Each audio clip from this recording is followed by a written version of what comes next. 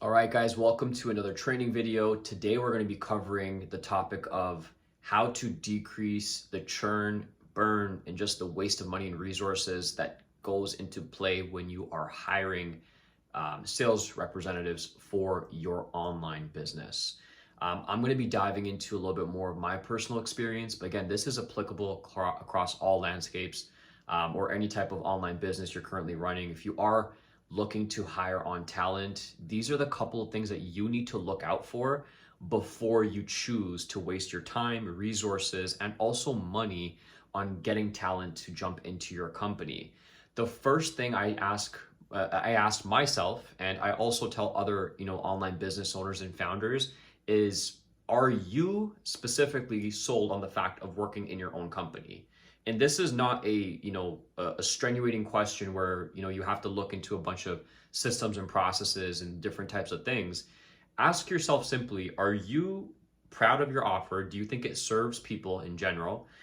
Do you have a good structure to your program, course, or your mentorship or coaching program, etc.?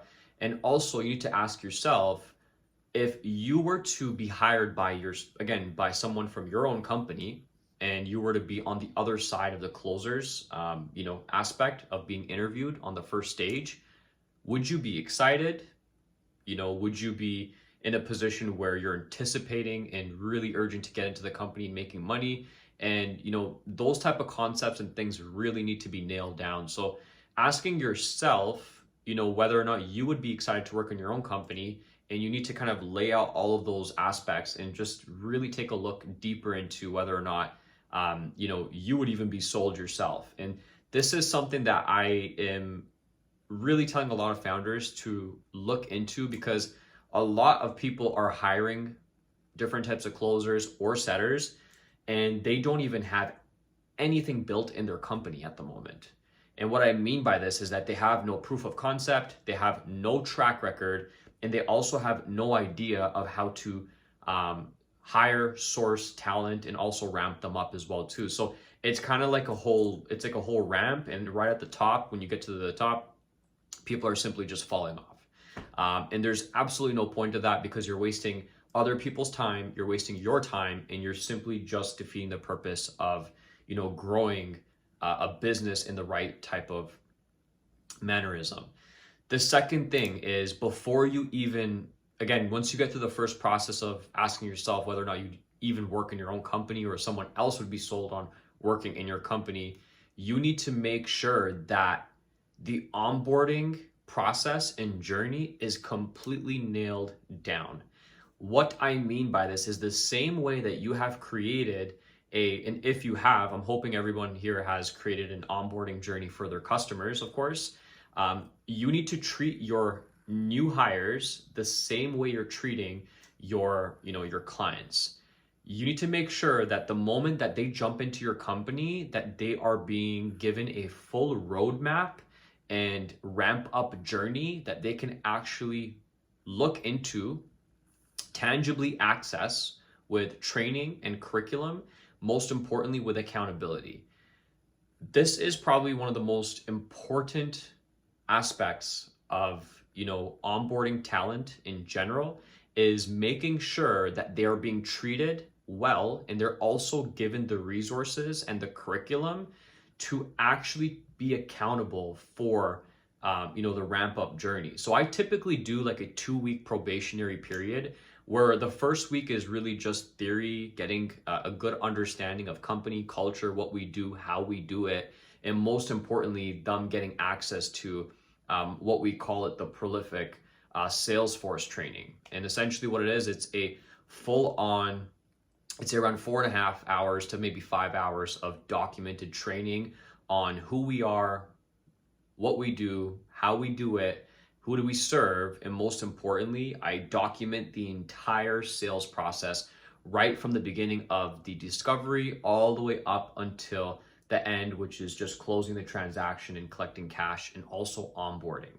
So what I've done is I have completely compartmentalized and broken up my entire sales process down to a science, and I have documented the entire journey, as well as stacking a bunch of evidence of sales calls in a separate library that again they can access to as well.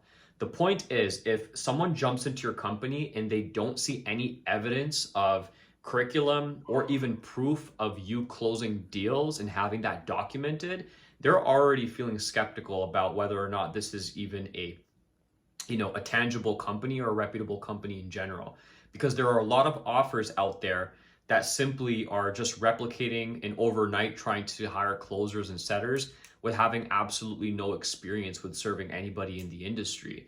So when you have this type of, these archives set up in your company, and you are able to give closers the opportunity to understand the level of commitment involved to actually getting to a certain area in their career, and the level of the standard of operating, standard of quality operations is also something that they need to look into as well. So during the process of them actually getting through their entire curriculum and going through the training, within the first week, I'm able to gauge whether or not they even committed to 5 hours of education.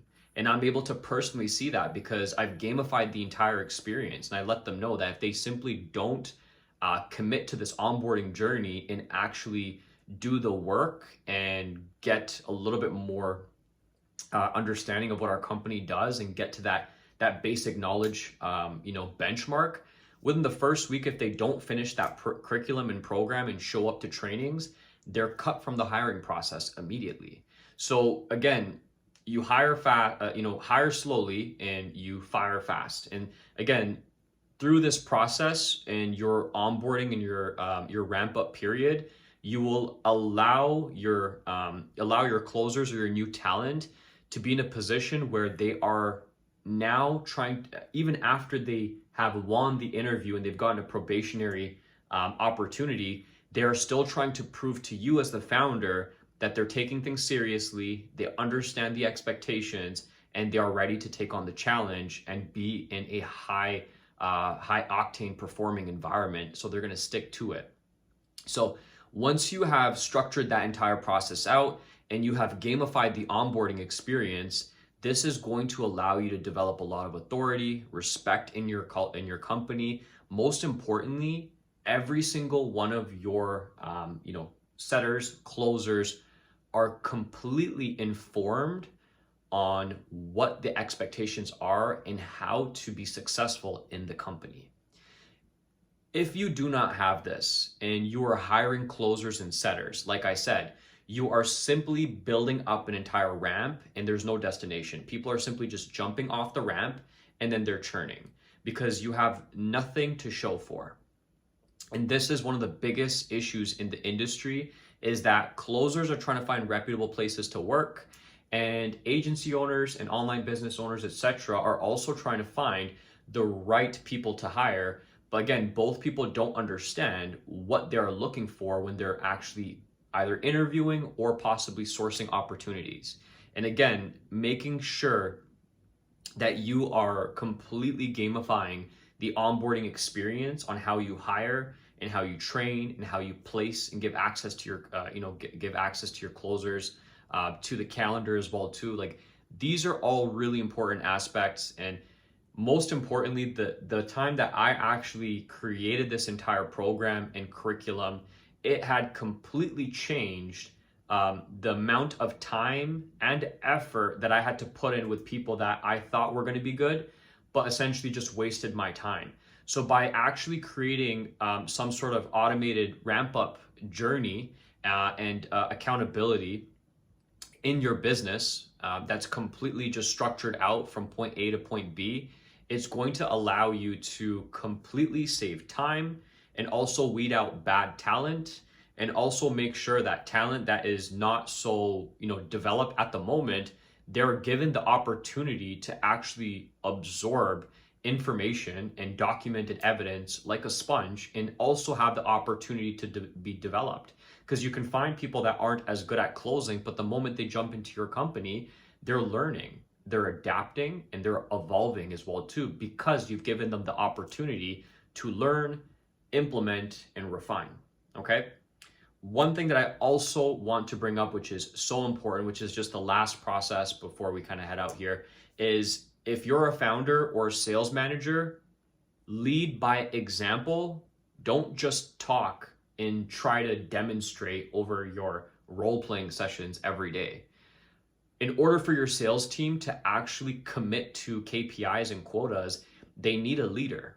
And if the sales manager and or the founder isn't leading by example and ramping up the team and showing them how to actually close deals, you are not going to be setting the tone or the pace in your company, and you're simply missing out on opportunities every single month because you aren't creating a dynamic culture and a high-performing culture within your organization. And mind you, I'm speaking directly from experience when I say this, that the first 6 months that I hired my team, I thought that I was done with sales and that I only need to jump in when someone needs my help. But what I realized is that after I got more help and I was able to kind of audit my process and kind of mirror what other people were doing, a lot of the people that were like 2 to 3x ahead, like, you know, in terms of revenue ahead of me, they were simply telling me that we do need to jump back into sales. Even as founders and even having sales managers, us as founders, we still jump into role playing. We still take calls. We still show our team that we can take calls and close deals even after 3 to 4 months of just being a ghost. And the reality is that you are only going to get your team to produce once they respect you and the performance regulations of your company. But the moment you don't do the things that you're telling your team to do, and you're simply just telling them and you're not doing it yourself, it creates inconsistencies with, you know, culture, alignment with your team, and it's not fun. Because what it is that the whole point of having an organization working on one common goal, showing up every day and doing the same thing, it can become very tedious, it can become very overwhelming, it can be very stressful in high ticket sales as well. So you as the founder and also sales managers do have to jump in and lead by example more than you would want to. And again, the best performing sales teams that I've seen, you know, the founders and sales managers are very much involved with closing deals, handling different types of, you know, issues and different things in the sales team as well too. And they're very much proactive. So if you don't want to waste time, money, and resources, I would highly recommend that you take a look at all these 3 things that we spoke about and make sure that these resources, training SOPs, and also, you know, leadership accolades and you know, skill sets are completely embedded into your company, because it can cost you a lot of money, most importantly, time. If you enjoyed this video, please like, share, subscribe. And again, I am currently doing one-on-one consultations with online business owners and also aspiring closers that want to either spruce up and polish their skills and get better at closing deals, and also land another offer or opportunity. And if you're also an online business owner that is simply looking to ramp up their entire remote commission sales team and also build out better sales processes that can help obviously create more volume, I'm currently doing one-on-ones. So there will be a link in the description below. And if you enjoyed this, again, please like, share, subscribe. We'll see you again.